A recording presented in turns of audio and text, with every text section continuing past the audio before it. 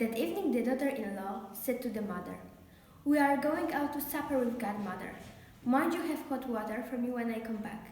The daughter-in-law was greedy and always on the lookout to get invited for a meal.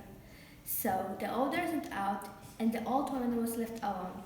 She took out the kindling wood which the poor girl had given her, lit the fire on the hearth, and went into the shed for wood. As she was in the shed fetching the wood, she suddenly heard something in the kitchen, a bustling and a rustling. "Hist! Hist! Whoever is that?" called the old mother from the shed. "Brownies! Brownies!"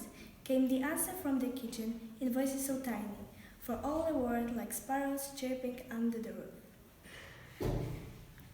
The old woman wondered what on earth was going on there in the dark and went into the kitchen.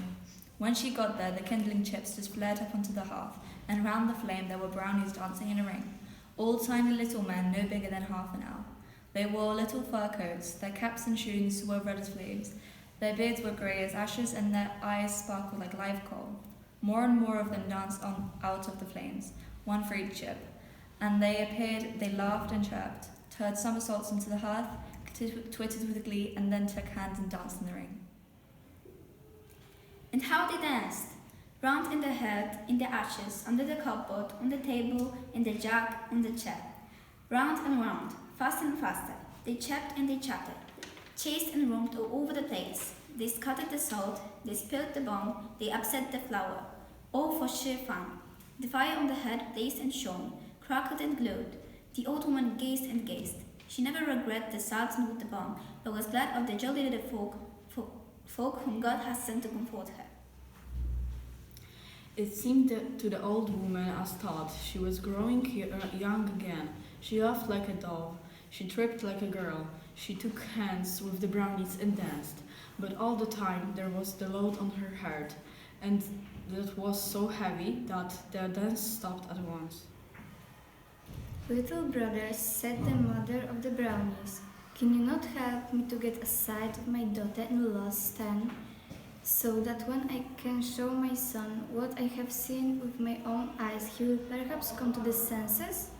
And the old woman told the brownies all that happened. The brownies sat round the edge of the hearth, their little feet thrust under the grate, each mannequin beside his neighbor, and listened to the old woman, all within their hands in wonder. And as they wagged their hands, the red caps caught the glow on the fire, and you'd have thought there was nothing there but the fire burning on the hearth. When the old woman had finished her story, one of the brownies called out, and his name was Sweetinky-Linky. "I will help you. I will go to the sunshiny land and bring your magpie's egg. We will put the under the sitting hen, and when the magpie are hatched, your daughter-in-law will betray herself. She will crave for little magpies like any ordinary forest snake, and so put out her tongue." All the brownies twittered with joy because Twinkly-Winky had thought of something so clever.